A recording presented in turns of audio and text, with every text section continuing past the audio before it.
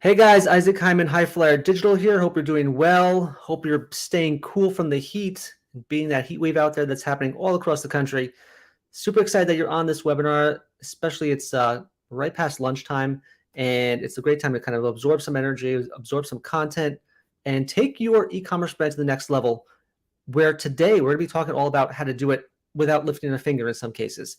Today, we're going to be talking about advanced automations for email and SMS for e-commerce brands and the ways to kind of break free from the day-to-day weeds of manual campaigns and manually doing stuff and really automating your business to grow and scale to the next level by using automations, and not just using automations for the sake of automations and just knowing what the buzzwords are and turning on the out-of-box automations that your ESP will give you, but also leveling it up to another level to give you a good perspective on what the top 1% are doing, so you can really, again, level the playing field and compete to win in a very crowded marketplace. So let's jump right in. We're going to have about 45 minutes to an hour of packed content. Take notes, ask questions as we go, and I'm sure you're going to have a really great time and learn a lot. I spent a lot of time learning, and I'm here to share this insight with you. So let's jump right into it here. So number one, I'm going to show you in about 45 minutes of your time, I'm going to show you how the top 1% use email, SMS, and automations to increase conversions, send better yet fewer emails, and reduce the manual workload of the day-to-day. And all that's super important to remember, because if you're stuck in the weeds of manual campaigns, you're only as good as the last campaign that went out the door. You're only as good as the campaigns that you're doing over and over again, the last design, the last copy. Really what you want to get to is an automated process where you're creating a profitable, predictable, and sustainable revenue stream for your business.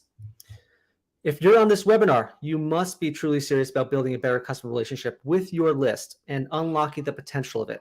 84% of brands don't even think about that there's a customer at the other end of the inbox, the other end of the email. So that's really important to remember. You are probably a brand who wants to learn from the top 1% how they think, the strategies for their business. You're an e-commerce shop that wants to break free from the hamster wheel of day-to-day living and day-to-day work. You're an action taker who doesn't just read things and consume content, but actually takes action on what you learn. And maybe you're a DTC or retailer or brand who realizes there's a lot of untapped potential on your list right now, and you really want to maximize the value of that. All that's important as you are trying to scale this year. By the end of this webinar, my goal will be to, number one, go beyond the basic out-of-the-box automations. Number two, put revenues on autopilot so you can really test, learn, and refine as you're going, and really run these 24/7, 365, and have them totally unique to your business. That's the real goal of it, right? You don't just want to have the same ones that everyone else is doing. And at the same time, even though I say autopilot, you still need to dive in and see exactly how to optimize it and how to make it really effective. But that really is a goal. We want to put it on autopilot. And then finally, step number three, goal number three, we want to free up your time from the day-to-day campaign and mindset and kind of focus on how can I get there faster? How can I go from startup to scale up and break free and automate my way to success? So if you stay to the end, what I always promise is that I'm giving away my free 330-page playbook right here. You have literally 330 pages. It's a pretty thick book, and it gives you all the strategies you need, all the tactics you generally need for running a really high-performing email SMS program. I myself built it at the top 1%, which I'm going to talk about in a second. And you can email me at Isaac@HiFlyer Digital. Glad to get you a hard copy. We'll send you the digital download, and again, send you the hard copy as well. You can also buy it on Amazon. There's a Kindle version. And if you're serious about growing your revenue with automation, just put everything on mute. Focus your energy on how to automate your day, because just the 45 minutes to an hour right now will save you a lot more time in the future. So put all your things on mute, put your social media on pause. I know there's a lot of, there's the Women's World Cup, I believe, going on now. So put that all on pause for a second and kind of let's start learning together. A little about me, a little bit about myself. I was the VP of Email, SMS, and CRM at the top brands. I'm the author of this playbook, as I just showed you before. I wrote the book on it. I've sent over 1 billion emails annually and directly attributing about 300 million in revenue from those emails. I've managed multi-million-dollar email lists. I was the award winner for best email performance at Blue Core Summit. I was lucky enough to beat out some A players like Sephora, Jockey, Nike on our email performance year over year. That's a little feather in my cap, but I'm always looking at what they're doing next. I've been a guest speaker at eTail, Post Funnel, Blue Course Summit, all these events out there. And I'm really excited to just, share these guidance, share the wisdom I've learned from the top brands and bring it to the smaller brand. And literally, I've worked with hundreds of brands and e-commerce stores across the world on helping them unlock the revenue potential from their list. And the key part, though, I think the key part I always share with everyone that comes on board, I always say that I used to vet, hire, and fire agencies. I've been on your side of the table. I know what it's like to work with an agency. I know what it's like to work with an expert in the field. And I bring those insights and that kind of behind the counter type of perspective to every single client, every single brand I work with. So that's a really important thing to remember. So a little bit about the automation side of things, especially when it comes to e-commerce. A little bit about that. I was on the same side as you, right? I was swamped with work. A lot of the brands I work with back when I was back when I was manager, director, then VP, I worked with some of the brands out there, and our team was just swamped, day-to-day work. In some cases, we were sending between 40 and 50 campaigns a week, 12-hour days, and just the time gone, right? AM hours, PM hours, not to mention November came along. We didn't get much rest at all. So revenue was growing, but the campaign load was just overwhelming, right? Customers were churning, too many campaigns. We were trying to hit numbers and beat our numbers year over year. And that goal at the time was to send as many emails as we can, right? So that was a lot of campaigns. But the epiphany happened when we realized that we have to refocus our 80-20 efforts on what can help move the needle 24/7, 365. There's only so much time in the day, right? So the key to scalability was that we automate as much as we can.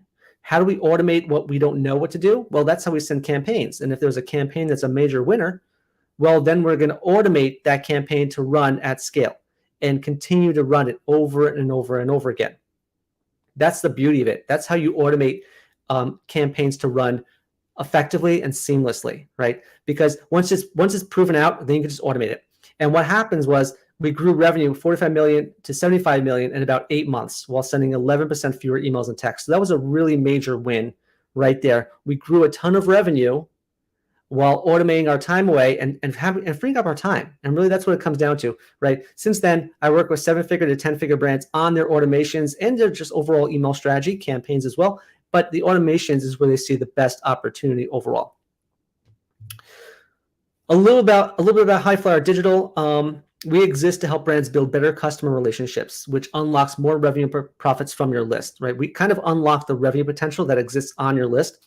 And we do that through a few core pillars, such as segmentation and personalization, and really connecting with the person behind the email, behind the inbox on a one-to-one level. Because there are real people behind there, right? I'm behind an inbox, you're behind an inbox, everyone is there. So you really need to connect that person on a one-to-one level. And the way we do it, how we do that, is by leveraging the most intimate form of communication, which is email and SMS. It's that kind of one-to-one relationship. Everyone's got an email, everyone has a phone, and you want to connect with that person through the channel of their choice. Our mission is to help this small yet scaling e-commerce brand level the playing field with the top brands out there and share and gain and understand the retention strategies of the top 1%. We gift them to you. We built it. I built it out myself. Again, VP of CRM at the top brands. And now I'm giving it to the small brand to help them level the playing field. The result is our clients unlock the true revenue potential from their list. And that's a great achievement overall, because if once they unlock that potential and they see the true revenue of their customers and the lifetime value, they're blown away. They're on a really another level. So really, I'm super excited to have that mission and see that outcome for our clients. So let's jump right in. Today, we're talking about understanding really the power of advanced automations, but let's start by understanding the power of automations for email and SMS. I'm going to go kind of like give some background and understand a little bit about what is out there, right? Let's start with the 4 types of automations that are available to e-commerce brands right now. There are, number 1, product triggers, right? These are emails that are triggered by a product or an action, such as a new arrival, a back in stock, low stock. All that is called a product trigger, or even a cart abandon or browse abandon. Then there are workflows. Workflows are dedicated to like a welcome series, a post-purchase series, things that are kind of having a multi-touch approach, multiple emails going out and accomplishing a goal. Then there are life cycles, which are focused on, let's say, CRM upgrade or gain a one-time buyer, become a two-time buyer, two-time to three-time buyer. All that is part of the life cycle campaign. Churn, risk of churn, making sure they don't leave your brand, re-engagement in some cases, reactivation. All those are life cycles and understanding how the customer journey is progressing. And the last one is transactional. These are called like transactional triggers. The emails that are order confirmation, shipping confirmation, not back in stock, but shipping confirmation and account status, create an account, rewards, loyalty, all that is related to transactional, a little bit life cycles. But now that we know what type of automations are out there, we can then zero in on which ones will move the needle for our brand the most. So that's kind of what I'm going to zero in on. There are a few key benefits to marketing automations that you should be aware of. Number one, we all know automation saves more time. It will save you a ton of time. I have automations for my own business running all the time, 24/7. The minute someone signs up to something, there's an automation going out. The minute someone downloads my book or buys my book, there's an automation going out. It saves a lot of time. I don't have the bandwidth to achieve everything. Certainly, if you're an e-commerce brand that's going from 7 to 8 million a year, or 7 figures to 8 figures, you need to have free up your time. So when you build out automations, it also doubles your revenue. So ironically, it saves time and it increases revenue because it's running 24/7, 365. Aside from those two basic ideas about automation, number three, it provides better segmentation. You can create not just workflows that are meant to drive revenue or automations that are meant to drive results, but also automations that drive segmentation and create better segments and better tagging.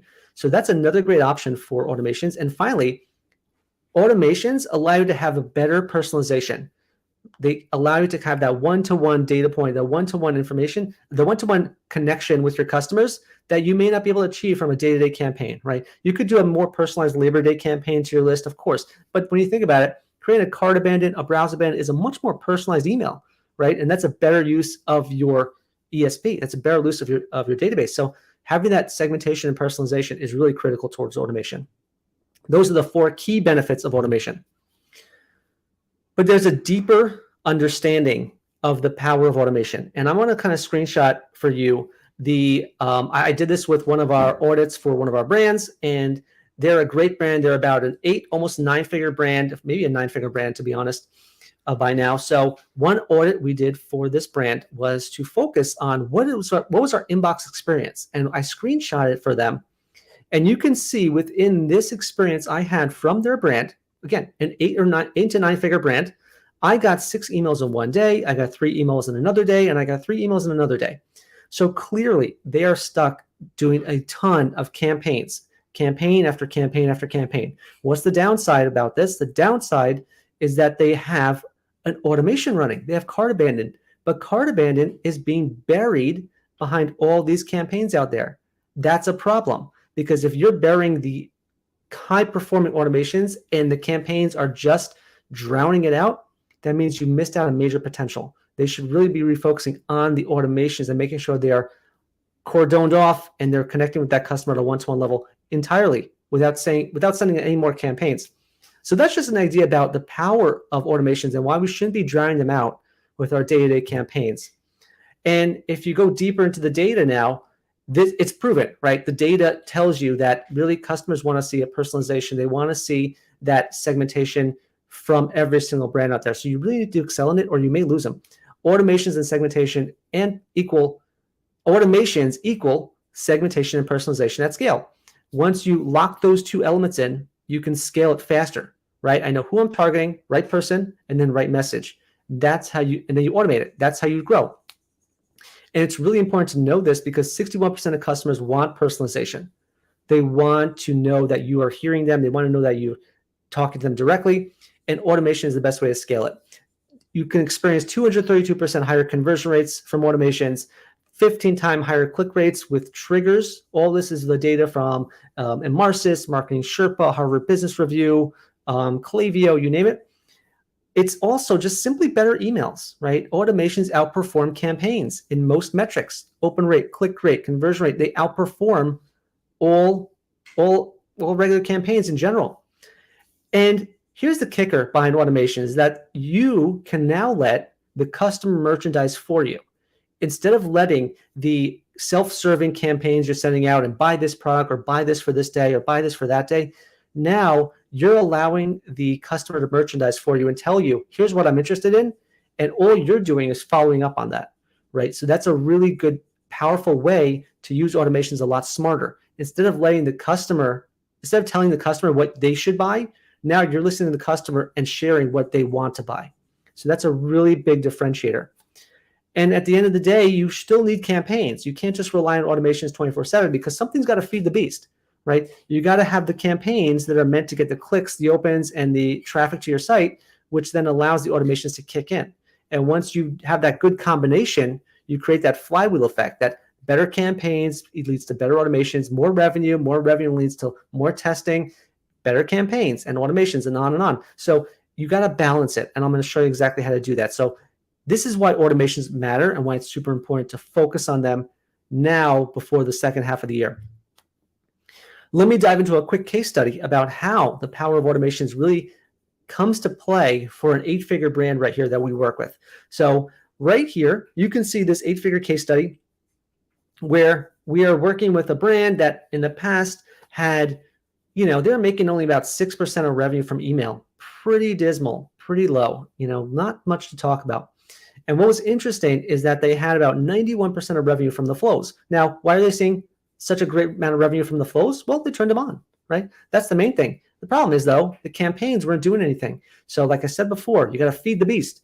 The more better campaigns, the more clicks, the more flows are triggered. But they didn't have this methodology, right? All they did was do what I would say about 95% of brands do, which is turn on the automations that their ESP recommends. Turn on what Klaviyo recommends, MailChimp, Omnisend all recommend. Turn it on, right?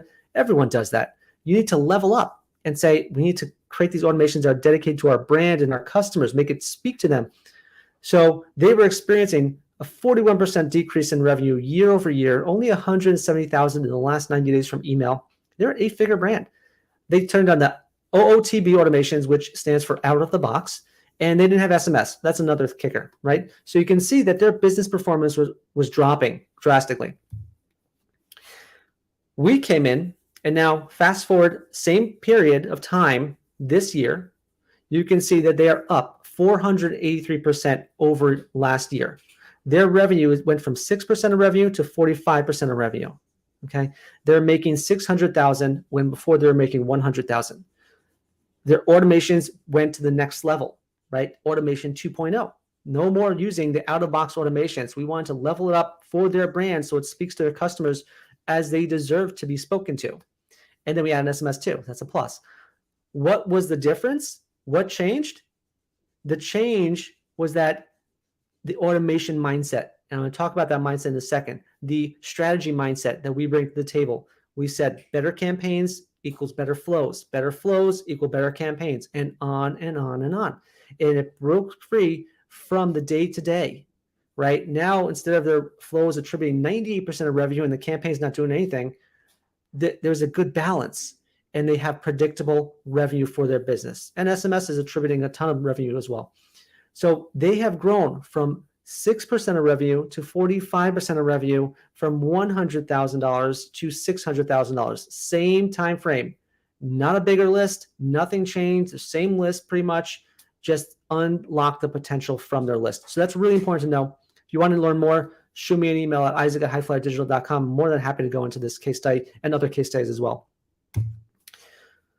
Now let's talk about our goals, right? Because as we said, I want to keep a promise to you that the minute you come to this webinar, you're going to learn a lot. And I want you to come away with some key goals to take away and say, here's what we're going to put into action. So the goals I'd like for you to have for your automations going forward for the second half of the year are, number one, create your top 10 automations and level up to your competition, right? If you're doing exactly what the competition is doing, you're in a good place. If you're leveling up behind, above them, that's even better.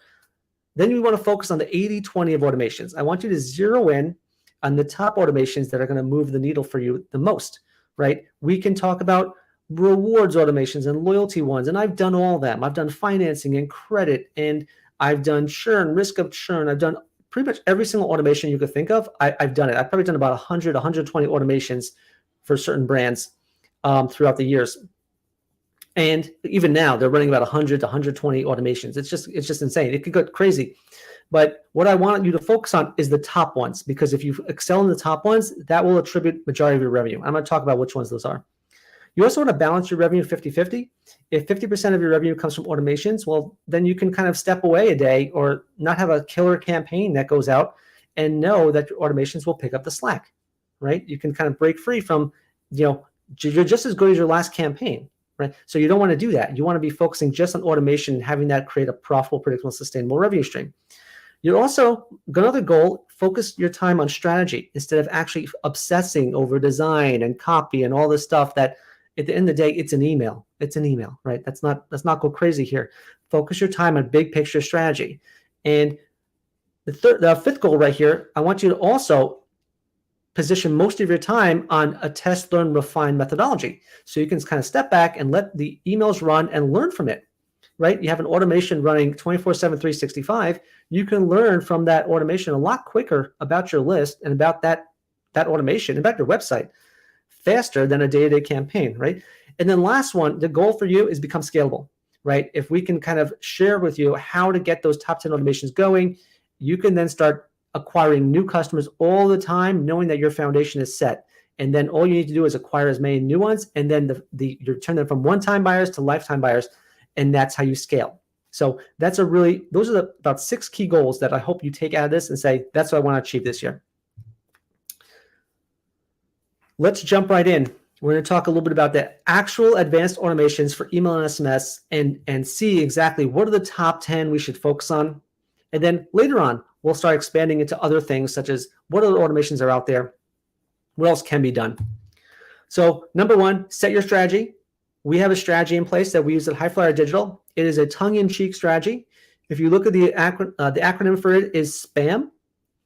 Okay, SPAM, S-P-A-M. Okay, we all know what SPAM stands for, but if you know our strategy, we turned it on its head and we said there's a better way of thinking about it. So segmentation, personalization, automation, multiplication. It's a tongue-in-cheek acronym. Segmentation, personalization, automation, and multiplication. Right person, right message, right time, repeat. Right person, right message, right time, repeat.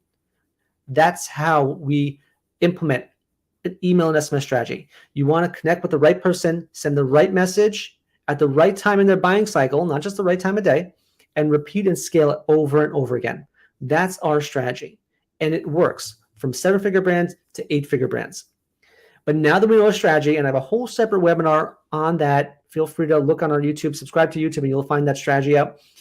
We also need to dial in our mindset for automation. So our mindset for automation should be, number 1, customer-centric above all, right? You put the customer at the middle of everything you do. That is the tip of the spear. That's really what matters. It's all about who's behind the inbox, how we connect with that customer on a one-to-one level. And if you do that, you'll be a lot better. Number 2, work smart, not hard. You want to make sure that automations you're turning on are helping you achieve goals faster and smarter and not wasting your time kind of in the weeds. We want to focus on the 80-20 rule, as we said before, right? 80% of your revenue may just come from 20% of your automations, right? Cart, browse, welcome. So zero in on those key automations to help you move the needle and keep testing or building around them. And then finally, the last mindset shift you need to have is every relationship starts with a click. I've seen some really great copywriting, some really great creatives, and terrible click rates. Terrible click rates. And you should know that if a customer does not click, they're not looking to build a relationship, right? They're not looking to tell you some data about them, right? It's every relationship starts with a click. There's a reason why it says a click, right? There's a reason why there's so many books written about, hey, do I click with you, right? So those 4 mindset shifts are important. So you have the strategy and the mindset, and now you're ready to kind of address the automations in depth. So let's jump right in. We have cart abandon. Cart abandon is the automation everyone knows about. You want to go beyond the OOTB, beyond the out-of-the-box automations. Most of the time, your ESP just gives you the automation and says, here, we built it for you, go turn it on. And that's great. That's good for the first month, 2 months, 3 months, year even, right? After that, it's done, right? After that, you've already gone through your list. You've already done the same subject lines. You've already done the same stuff. You want to go beyond it. You want to break free from the day-to-day. And you need to personalize it with your data and your branding. In addition, you need to kind of identify what is the difference between a cart abandon and a checkout abandon, okay? That's another opportunity. Most of the time, if you're building it, let's say on Klaviyo, and you have the screenshot there, they build it on checkout started. Now, if someone abandons the cart and they don't go to checkout, well, there's a massive opportunity there. I'm going to walk you through the abandoned funnel in a couple slides from here, but there's 2 different automations you could be running: checkout abandoned and cart abandoned. So now split that automation into 2. That's a really quick win right there. If there's one thing you take out of this, that should be one of them. Turn on your cart abandoned and your checkout abandoned. You can also give a one final shot called cart catch up for 14 days later. If I'm correct, Shopify's engine for a lot of brands are on Shopify, or depending on how your website is built or your e-commerce store, what platform they're on, you store the data, the cart data, for up to 14 days, maybe sometimes 30 days.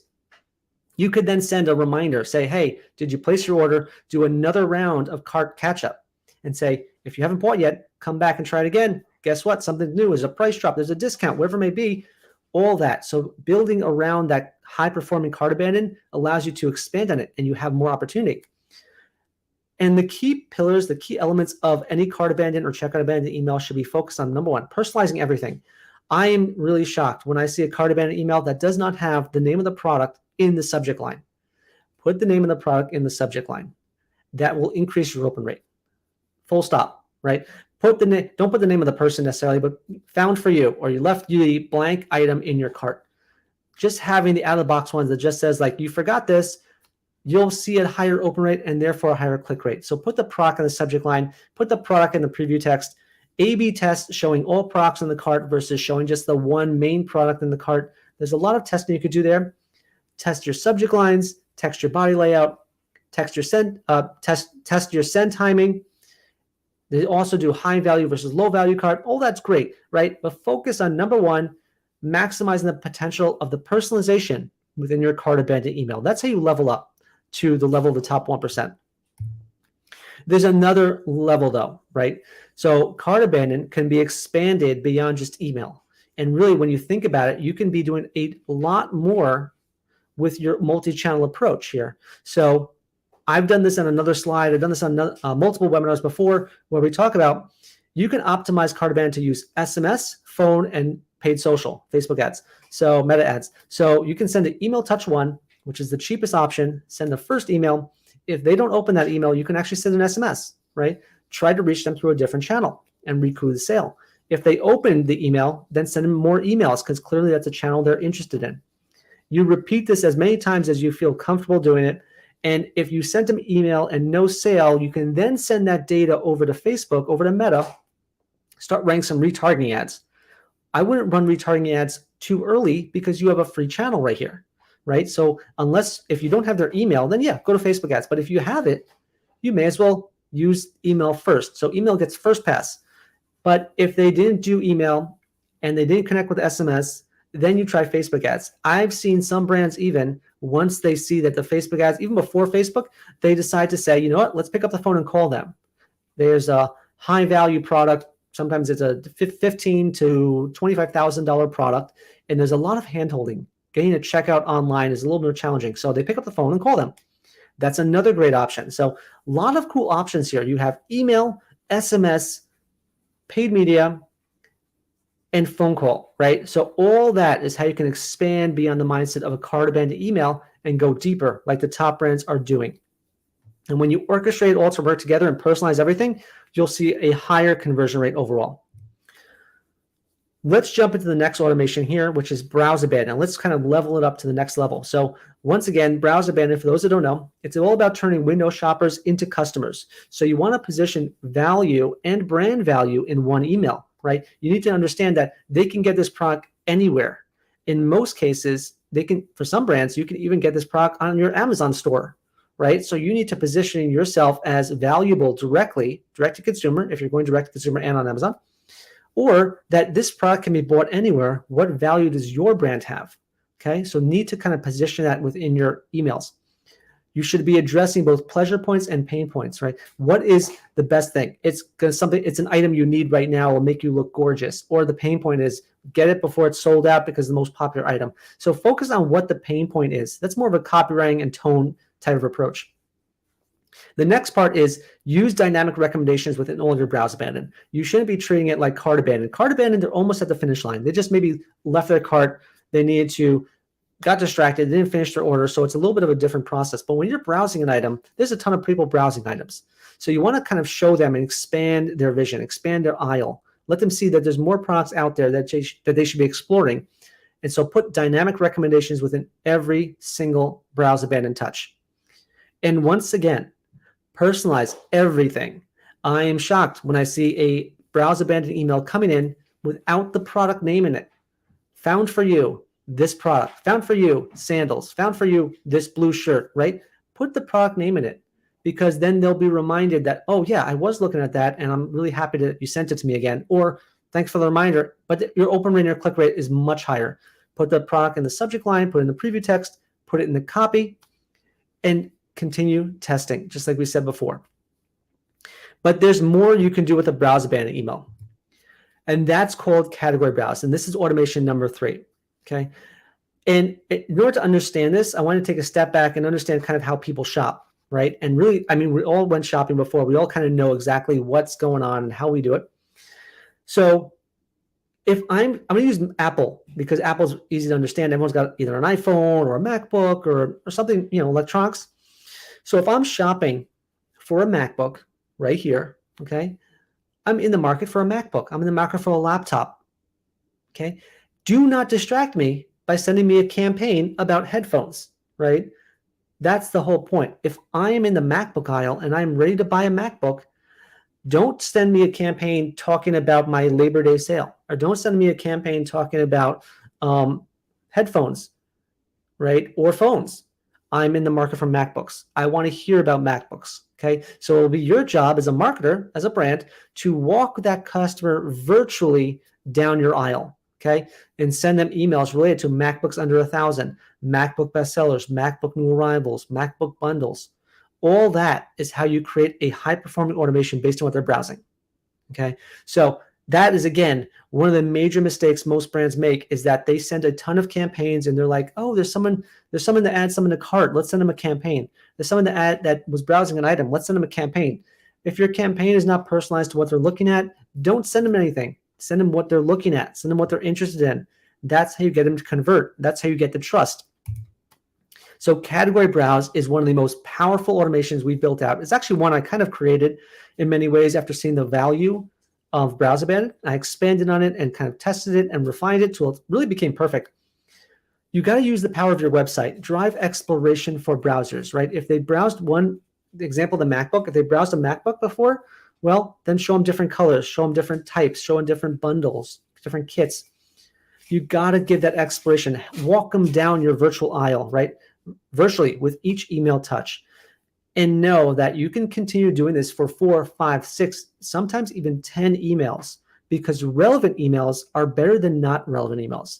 So when you're sending them a campaign, that's not relevant. When you're sending them an email related to category browse, that's super relevant, okay? And that's helpful. That's educational and personalized. Customers don't mind seeing that. So that's really important to know. And you also should be using the power of your website. Use product filtering and sorting in all your campaigns overall. And if you use the power of your website, you can create different emails such as bestsellers, right? Or deals under 1,000, deals under 500, deals ready to ship, all these different personalization elements. So you need to take the time to audit your product data and make sure that's coming into your ESP. And you can see on the right there, you have a nice little flow of how we do it. If they view the product, we look at the filters, we wait a couple of days, let browse abandon run, and then we kick off category browse. And we have brand bestsellers, category bestsellers, you name it. It's an option, right? All based on Shopify data, based on Klaviyo data, which is a lot where most people are, and it works really, really well. So if there's one, point number 2 to take out of this is that category browse is a high performer. Let's go now to the 4th automation you should be turning on, which is search abandon. Okay, this is a really cool automation. It is a lot harder to build, but if you understand the logic of it, you will start preparing to scope it out. Okay, this is search abandon. So I want to kind of take a screenshot. I took a screenshot from PopSockets where I dive into. I was searching on their website, and I did a reel about this, a YouTube short about it, where I kind of explained the power of search I put in the search box right there, iPhone 13. As you can see, it kind of had this drop down there where it said, these are the auto-filled elements we have that you should be searching for. Now, when I click that, I click iPhone 13 Pro or iPhone or custom MagSafe pop grip, wherever I may click, that's called auto-filled search data. Auto-filled search data is stored somewhere on your website. It's stored somewhere in your search app. You can then pair that data up with the customer if you have their email. Now, using that data, you can then create a search abandoned email and say, if you're searching for iPhone 13 Pro pop sockets, these are the great picks for you. So that is a really powerful automation, okay? 43% of customers start with search. They go to your site and they start searching. It's not atypical. We're all trained to do that thanks to Google. So you really are focusing on the most traffic places of your site. It's the most popular starting point. Everyone wants to know what's the best place to go, and they start searching. So you can trigger an automation with the data they're providing. I've tested this on 9-figure brands, and it is a fantastic winner. You can just trigger it with auto-filled data. So you really need to bring in that auto-filled search data. Not all search data, because some people type in wrong things. They type in this, they type in that. It's misspelled. So you really want to only focus on auto-filled search data so you don't have any issues. And then the key part also is to map out the abandoned logic, right? I'm going to show you a screen in a few minutes about how the abandoned logic works. But you want to make sure that if they searched an item and did not browse an item, send the email. But if they browse an item, well, browse abandon will kick in. If they cart an item, well, cart abandon will kick in, right? So there's a lot of different tiers. It takes some time to work out the logic, but if you do it really well, you'll have another abandoning automation to do. And most important, you got to power that search data back to your ESP consistently, weekly, or even better, daily, so they'll convert and get an email based on what they searched, all at full price. So search abandon, another solid automation to start exploring. If you don't have it on your roadmap, start putting it on right now. No automation playbook is complete unless we talk about the welcome series. And as you can see right here, we start talking about mostly the automations that are non-buyers related, right? Cart abandon, browse abandon, search abandon, category browse, welcome, all that is about before the purchase happens, right? So it's really important to know that. So the welcome email, the welcome series is all about hand-holding, right? You want to hand-hold them and nurture the subscribers down the path you'd like them to take. And it's a different experience when you're a buyer. If you're a buyer, you want to make sure that they're going down the path of post-purchase, right? So really kind of you suppress all the buyers. The welcome non-buyers is a totally different path. So personalize your welcome series to the first-time buyers, because you need to understand if a new subscriber comes onto your list, what do you want them to see? What do you want them to buy? It could be something really, really cheap. It could be something really, really small, because at the end of the day, you just want them to go from non-buyer to one-time buyer, okay? We'll worry about increasing AOV later on. Right now, personalize it to first-time buyers. So you have recommendations in there that are meant to say, here's what everyone new like you is buying. Here's what most people buy first, right? And then track your 7, 14, and 30-day milestones. So you can see, when do people drop off? After 7 days, if they haven't bought, what happens then? After 14 days, they didn't buy, what happens then? After 30 days, same thing. So you need to know how long it takes your signups to convert so you can add on another layer to this automation, which I call welcome non-buyer, which and then has this nurture series after the welcome series runs. Another element to just be aware of, in general, it's really important to sell the story, not just the products, right? People can buy your products almost anywhere, and there's a ton of competition out there. There's nothing new under the sun. So you really need to sell your brand story a little bit more so they can pay full price as much as possible, and you get more buy-in from your new subscribers overall. So that's just kind of something that I've always noticed. It just allows a higher conversion at full price. But you can expand beyond the typical welcome series you may be seeing, right? This is welcome series 2.0, right? That's what we're talking about. We want to level up the automations to the next level. I've already introduced a couple new automations to be aware of, but now is like the welcome 2.0. So number one, know your CAC, know your customer acquisition cost. When you understand the cost to acquire a customer, you can make better marketing decisions, okay?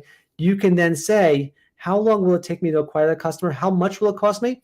And then I can loop in other channels if it's cost effective for me to do it. So some 3 great examples I'm going to add here is that, number one, add an SMS welcome series to this loop. You see right here a path for SMS welcome, such as, hey, you joined our list, you sign up for email and SMS, you get an email path, and then you also get an SMS path.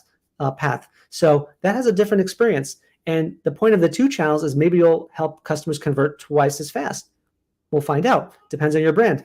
You also have the opportunity to send the customer data over to Facebook and also over to Google and let Facebook ads run with a UGC ad or retargeting, or Google, which allows them to either run an ad to them as well or suppress them so you don't show any more ads to them.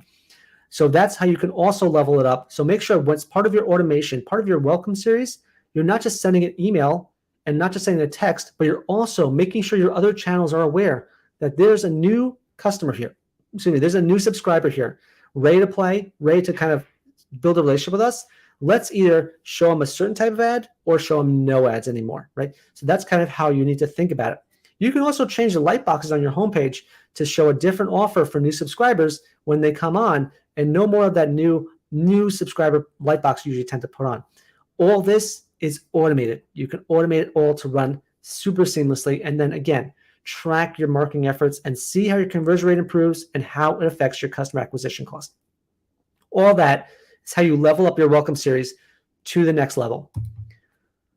I did promise I wanted to kind of dive into, now that we've finished our understanding of the pre-purchase automations, and then we're going to dive into the post-purchase automations in a second. I want to now kind of step back a little bit and look at this a little more holistically and say, wow, before you're told all about cart abandon, right? But there are a ton of other abandoned signals from every single customer. And you need to listen as a marketer. You need to listen for intent signals. Let the customer tell you what they want. Remember, core value.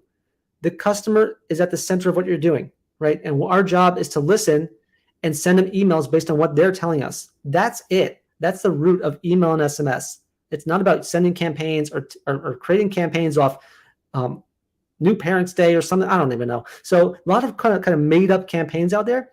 It's all about listening to what the customer is telling you. So here's a funnel just for abandoning, right? Before, most brands are turning on cart abandon. I just found four more options for you, right? So number one, let's say a customer comes to the website and abandons your site, just comes and visits and leaves. Now, step number one, in all these funnel areas, you need to capture their email. You can't send them an email without the email, right? So you need to capture their email and SMS. That's priority one. So if you capture their email and SMS and they abandon your website, you can send them an email saying, hey, here are the top 6 reasons why to shop with us. Here's what customers love us. You still don't have any data, right?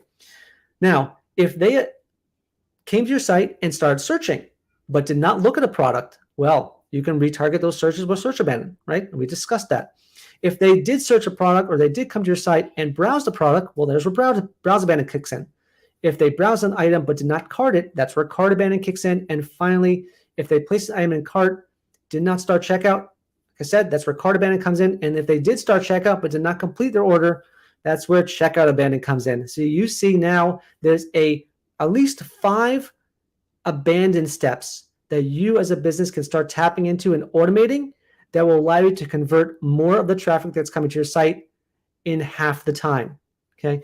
All you need to do is sit back and measure. That's all you're doing. And what you should be measuring is learning why customers are abandoning you there and improve on it, right? One of the things I always say is that cart abandon works great. It's a great way to recover a lot of carts. But you need to be asking yourself, why are they abandoning my cart, right? Really important to remember. So I wanted to kind of share this with you. This is a really cool slide. I'm going to kind of make sure my whole list here is about this one specific slide. If this is the third takeaway you have from this webinar, this is great, right? So really just remember, there's a lot of different steps in the abandoned funnel that you should be tapping into.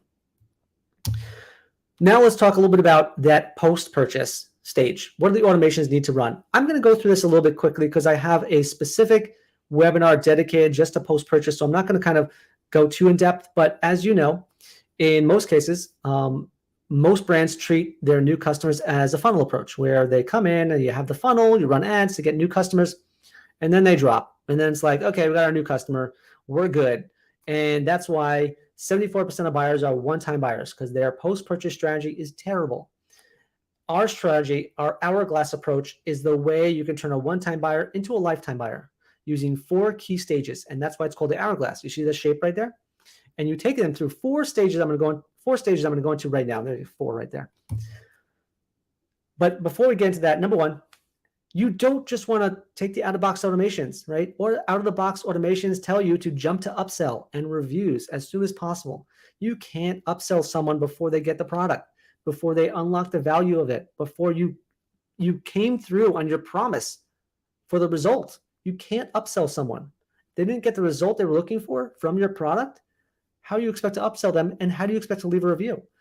But the out-of-the-box automations tell you to do that, which is why I tell you we need to level up a little bit better. We need to map out that 30, 60, 90-day experience for your customers. What do you want them to do? What do they expect they should be doing?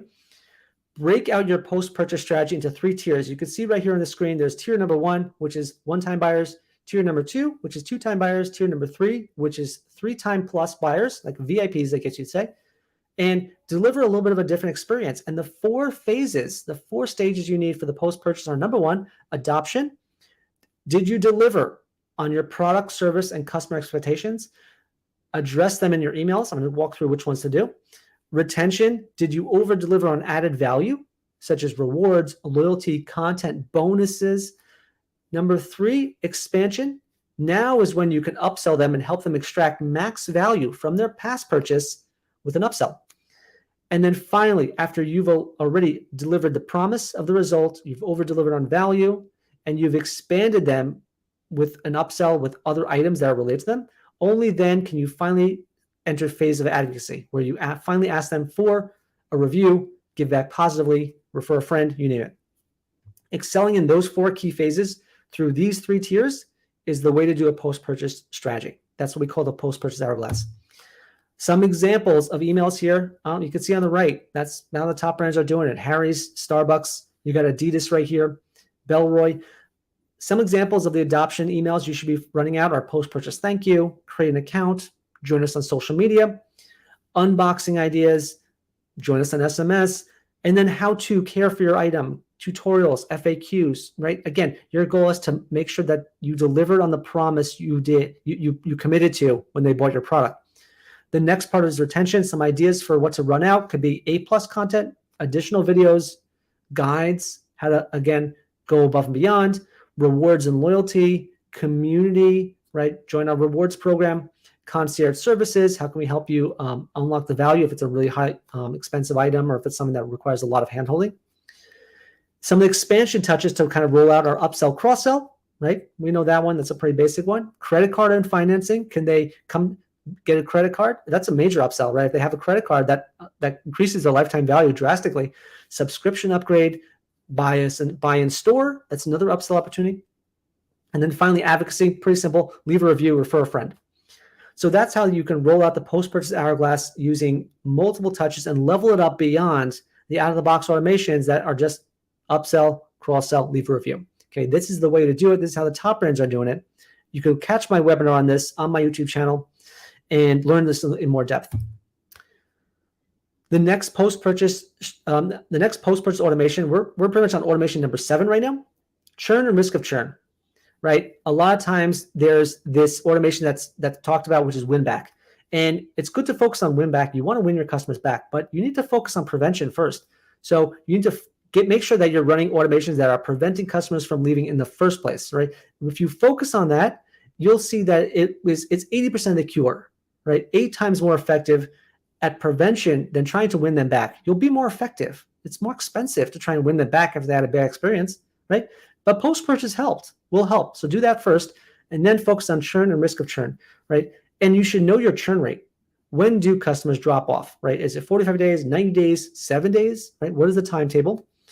And the cool part about running a churn or risk of churn program is you can test out in campaigns, right? Break down your segments into 1-time buyers, 2-time, 3-time, and run a campaign to them with different tiers, different offers, and see what wins them back. Once you prove out what wins using campaigns, you can then automate them and say, good, run it every 45 days after a customer buys an item. Focus entire weeks on that strategy, because this will help you increase the lifetime value of your list on autopilot.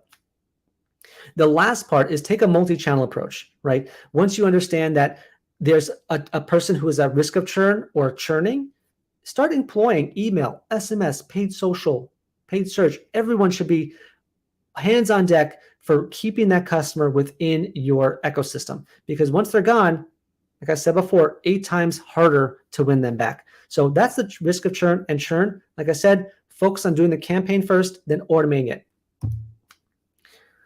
The 8th automation we have here is re-engagement. Okay, this is where we focus on re-engaging subscribers again. And it's a different strategy than win back, right? Sometimes we hear win back, we think, oh, we got to win them back as subscribers or win them back as customers. So win back is about customers, reactivation is about customers, re-engagement is about subscribers. We want to get them to engage with us. So disengaged subscribers affect deliverability. So you want to kind of manage them and make sure that they're not bringing down your deliverability and your rates. So you can re-engage subscribers like you have with Paul Mitchell and FrameBridge right here. One-click options, just one-click emails, right? Boom. As I said before, mindset. Every relationship starts with a click. So send them an email that they can do a one-click action. That's it. And once they click, they're back in. Even if they open, they're back in, right? Depending on how you do your segmentation. We do our segmentation. If you open an email, you're engaged to a level, right? You're still at a good level. Maybe not high engaged, but you're definitely engaged. Okay, that's a good thing. You're still around. But if you click an email, oh, you're super engaged now, right? So you go back into that kind of clickers funnel. So now that you focus on that one option, you're in a good place. And there's a lot of data that's unlocked once they click. Don't forget, that click is everything. I'm not a fan of deleting subscribers just yet. I don't agree with it. I would not delete a subscriber depending on your type of product, because sometimes I've seen people that are buying more seasonally, maybe once a year, twice a year. Does that mean they should be deleted from the list? Not necessarily. It just means that they need to be reassigned. Not sent too many emails, probably hardly any emails, maybe once a month just to make sure that they're still alive. But they shouldn't be sent day-to-day campaigns. At the same time, you should not be just deleting them because they are a customer. They have potential to buy. They just are not buying on your schedule. So there's ways to work on that. That's similar to re-engagement, but I wouldn't just delete subscribers out of the blue. But you do want to wait of a certain time period. If it's a year, if it's 2 years, if it's 10 years, whatever your window is, then yes, you do want to remove the subscribers because they're just a waste of money. You don't need to do it. So keep an eye out for signals for them. Another great example to bear in mind is if there's a dormant subscriber who is not engaging with email, invite them to another channel. Maybe they'll engage with SMS, or maybe just listen for when they come back, right? Dormant, but active on site. There could be a nice window of opportunity that says, hey, guess what? They actually came back to my site after a long while. They were shopping. I can still hit them with email. Can't do it if you delete them, right? So just kind of keep an eye out for those signals that determine how to re-engage your customers. The 9th automation to start leveling up is kind of a category of emails, right? These are all the product triggers. So you want to kind of keep them on your radar and make sure that you know that product-based triggers are not exactly always customer-centric, but they're product-centric. So it's still important to have. So the key to success when sending out a product trigger, such as a new arrival, such as a back in stock, such as a low stock, price drop. I've even gotten emails that say there's been a new review or a new question that a customer has asked. Maybe you, Isaac, can help them with that answer. Okay, I've gotten that. Those are pretty cool. But these are all product triggers. The key to success is not just thinking about did they opt in. And I'll give you an example. When the new AirPods Pro came out, I remember I was doing a campaign for a brand. Then they came out as a retailer and super excited. They said on the homepage, sign up to be notified when it's in stock. Now that's great, really important, super high engaged segment. But there were people browsing it that did not want to be notified, and they were subscribers too. Okay. So we had 100, let's say I'll give a number, 100 people who elected to be notified, but you had 1,000 people who viewed the item. So you need to send to those opt-ins and the people who viewed the item, as well as other segments. But the point is that don't just rely on people saying, I want to hear about when this is back in stock. Send your email out, send your triggers out to people who have shown an interest in your product by viewing it, searching for it, another intent signals. You also need consistent, clean product feeds, and those equal great triggers, right? Again, this is more of a product-centric type of a flow, so make sure you trigger emails with good, clean data.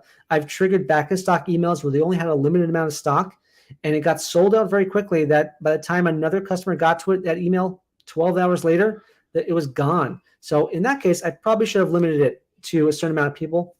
Oh, well, that ship has sailed, but you see what I mean? You need to have clean product data coming in that says, here's how we should limit it, here's how we should send it. And finally, Give more options, right? Just because an item is back in stock or it's low stock or a new arrival, show variety, show different colors, different sizes, different related items that they may also be interested in. That's how you create a really solid email that's personalized to the end user. The last batch of automations I'm talking about today are transactional emails. This is a big opportunity for a lot of brands out there. And there's a big misconception about what transactional emails are. Some people say you cannot do anything promotional within a transactional email, and that is false. That is dead wrong. In fact, there's not even a commission here that talks about transactional emails. And if there are, put it in the chat. Love to see it. Love to meet them. I have never seen a commission that says what is a transactional email and what's not. In my mind, after seeing hundreds of thousands of transactional emails being sent, a transactional email and a transactional text message are pretty much a communication that the customer expects to receive. If I was to define it, what a customer expects to receive, that definition keeps it very simple and manageable. So if you're sending this message, a transactional email is about what a customer wants to see. So if they create an account, they expect to get an account creation email. If they place an order, they expect to get an order confirmation. This is why they are the highest engaged emails ever. They can easily be 80% open rates, 20% click rates, even higher. So you have an opportunity here to do this kind of soft sell. And there's 3 areas where you can kind of see goals. Number 1, you can monetize it with product recommendations. And there's a ton of personalization to work with, right? They just bought an item, so you can really personalize it really well with items that they may also like to buy. I have some screenshots right here, and I'll show you some screenshots on the next page as well. But there are 3 main goals most brands have, which is goal number one, get the unopted or the opted out to opt in, right? You'll find that on a lot of transaction emails. Goal number 2, get people to buy more, which is like that upsell of post-purchase upsell. Number 3, get customer data. So those are the 3 goals. If you have transactional emails running, start making sure to hit those goals right now. I'll give some quick examples. So goal number 1, which we said before, was get them to sign up. So you see right here, Ritual has a banner in their transactional emails saying give 5, get 5, get another person signed up to our list, refer a friend. Okay, great idea. Home Depot right there has a save $5 on $50 with sign up. Join our list, and then they also have product recommendations right there. So they're accomplishing 2 goals within their transactional emails. Goal number 2, when you want to try and get them to buy more, you see Colt right here sends a totally dynamic email to their list after they place an order, and Amazon, of course, also does the same. And then finally, goal number 3, where we want to get some customer data, you see right after I picked up an item in the store, I got a survey from Best Buy, and also from DSW, was buying some shoes for my family. Also, same thing, take our post-purchase survey and sign up for our list. So there's a lot of opportunities within transactional emails, and you need to level them up. They shouldn't just be emails running from your system without anything to get the customer to do something extra for you. Because again, the customer expects these emails, and there's nothing that says you can't put something promotional on them at some point. Just don't go crazy. Don't say sale 50% off. I wouldn't say that. But soft items like this, recommendations, are really personalized, and they're welcome and inviting. So that is the top 10 automations there that you should be implementing right now. Now, the last couple slides, I'm going to be talking finally about how to A/B test automation so you know what's working really well and what's not. I like to focus our A/B testing on 4 key steps, which are number 1, let them run. Start by getting a baseline. If you're running the out-of-the-box automations right now, like your cart abandon, let it run, right? You get your 30-day window, get your 30-day baseline, 60-day baseline, whatever it is. Know what you're working with. What are the open rates? What are the click rates? What are the conversion rates? Then you do step number 2, test your creatives. You can even test your subject line. I have 2 creatives. Why do I test creatives? You know why? Because every relationship starts with a click. So I want to make sure I'm getting those clicks in. So start by testing your creatives. Number 3, test your recommendation algorithms. So that's another great way to say what recommendations, which dynamic products will resonate with my customer. And then finally, after you run a couple of these tests, you learn and refine every 90 days. Keep opening them up, implementing a new test, subject line test, send timing test, you name it. But that's how you test it, right? Get a baseline, test your creatives for your clicks, test your recommendations for your conversion, And step number 4, learn and refine every 90 days so you keep that testing methodology going and keep it fresh. You can't just set it and forget it. It is on autopilot, but you got to oil the engine every 90 days, just like a car, right? You got to oil that engine. My last part here, I'm just going to go through some case studies that showed exactly the power of automations, the power of the customers on your list, and how to tap into them. As I said before in past webinars, great case study, similar to the one I showed you at the beginning of this webinar. We went from 12% of revenue to 31% of revenue in just 90 days for a 10 million, eight-figure brand. They were at $112,000 in revenue. Their flows were attributing 6% of revenue. Like, it just wasn't enough. It just wasn't enough. And after 90 days, they went up to 31% of total revenue from email, $354,000 a month. They were jumping 3x growth, 300% growth. And it just, their business was a lot healthier, right? Good balance between flows and campaigns. That's what it comes down to, balance, right? And their business changed. They've been able to do a lot more, invest in other things, grow to the next level. It's not just the smaller brands like the 7 or 8 figure brands. It's also the billion-dollar brands. This is a case study from a $2 billion retailer.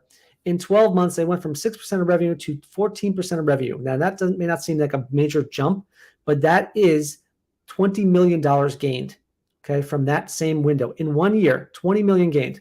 That paid for our fee, that's for sure. But that just shows there's untapped potential on every list. You just need to tap into it. And when you do, you unlock a world of opportunity, and you unlock a better customer relationship, and the customers will love you for it. And again, our strategy works for both $1 million brands over to $1 billion brands. That's really our gamut, right? We work with all of them, but the best ones we work with are the ones that are in scale-up mode, the ones who are beyond startup, want to get to scale up, want to go from 7-figure to 8-figure, 8-figure to 9-figure. That's really where the magic happens. We have a lot of opportunity on that. So really important to see that automations are key to that strategy. So we're about at time. I just want to recap, as always, say the promises made, promises kept. Want to make sure we covered everything you have. Number 1, right? I promised you that you would be able to go beyond the basic out-of-the-box automation. So let's recap. Did we keep that promise, right? Number 1, you've learned how to level up your automations to your competition. That's what the top 1% are doing. So if your competition is the top 1%, you're leveled up. If they're not, well, you're even beyond them. I've shown you how to A/B test to learn and refine faster. I've shown you how the top brands think about multi-channel, not just one channel, email, SMS, paid search, paid social, all that together. And I've shown you some of the automation results you can expect if you do it correctly, right? Balance. That's what it comes down to. Better flows, predictable, profitable. Number 2, I've showed you how to put revenues on autopilot. And the way to do that is to focus on the top 80-20 automations, to focus on now for maximum growth. I've shown you how to balance your campaigns and flows to work together. Flywheel approach, right? HiFlyer. I've shown you pre and post-purchase workflows that really win. And that abandoned funnel is going to be really great for you. And I've shown you the 4 different types of workflows to excel in, right? You have the triggers, you have the workflows, life cycles, and transactional. Those are the 4 areas to focus on. Pick one of each this quarter. Work on it, get it done. Number 3, I've committed to making sure that you free up your time and from the day-to-day campaigns and mindset. So as we said before at the beginning, how to embrace the automations mindset. It helps you scale, right? Embrace that work smart, not hard mindset. I've shown you how to do that, how to break free from it, how to invest your time and energy to perfecting the cart abandon and building off of it, building off the browse abandon, building off that abandoned funnel. Free up your time to focus on strategy, right? You set it and forget it. You let it run. Run it for 90 days. See what it does. Focus on the strategy. What can we test next? I'll show you how to hit overall revenue and business goals. Revenue is great. Keeping a customer from one time to lifetime is even better, right? So that is really great to have. We had overall revenue and business goals, CAC goals, customer acquisition goals too, right? And then how to seamlessly work together with other marketing channels, right? At the end of the day, customers are there, they're everywhere. So you really want to focus on how to seamlessly operate with the other channels so everyone's kind of working together. No one's in a silo. And that's going to help your business overall, get that customer acquisition cost in line, and then set yourself to scale profitably knowing that data. So I hope I kept all the promises I made at the beginning of this webinar. Last step, right? If you want to go from learning to doing, now's the time to book a free audit. Okay. We're taking audits right now. We've done about probably, I don't even want to know the number. We've done a ton in July already because now's the time. We're almost into Q4. Before you know it, we'll be at Q4. Now's the time to get a free automations audit, free audit of your email and SMS program. On that audit, if you have Klaviyo access, it's even simpler. So if you're serious about taking action, book that audit, get a customer journey audit. I'm going to look at the journey exactly as a new customer, see what that looks like. I'm going to review your coding, design, and personalization, segmentation, personalization, the key pillars. I'm going to share with you our ROI calculator right here, this cool little calculator that projects out pretty confidently where you are now and where you should be. I'm going to give you automation ideas and strategies to implement right away, as you see from the webinar. I'll review your retargeting experience and just overall see the health of your email program. It's a 45-minute strategy session valued at about $1,000. It's probably valued at a lot more by now just because of all the brands that have taken advantage of it. But book it right now, HiFlyerDigital.com/book. It is really, really going to be important for you to level that up. And as promised at the beginning of the webinar, as I said before, you can get our total bunch of goodies right here. We have our book right here. It's been sitting in my lap the whole time. We have our book. We have our email cheat sheet. We have our e-commerce growth guide, our 12-month email and SMS CRM roadmap, a great guide for knowing where you are now and how to get to where you need to be, campaign calendars, top 10 automations guide, free email and SMS audit, as I said before. All that is available at HiFlyerDigital.com/2023 Launchpad. Highly recommend you get it, download it, start using it. And if you can't use it all, book that audit, book the call. We'll do it for you. Instead of just learning all the time, start taking action like the top brands are doing right now. Don't waste any more time. That's it. We're at the final end. And I want to say thank you for sticking through this. Really great. I really hope you learned a lot. Really hope you absorbed a lot about the power of automations. And as I said before, right, you want to break free from the day-to-day mindset, break free from day-to-day campaigns, break free from obsessing over copy and creatives, and focus your mindset on strategy. And the way to do that is by focusing on automations. And if you're not prepared to focus on automations, book a call, get a free audit. We'll show you exactly what to do, how to do it, and how we do it for you to make it much easier for you so you can grow your business effectively and scale to the next level. So I hope this was helpful. If you have any great comments or any shares, feel free to email me at isaac@hiflyerdigital.com or share this webinar with friends and family or fellow brands. And super excited to get the word out. And I will see you on the next webinar. Looking forward to catching you later. All the best.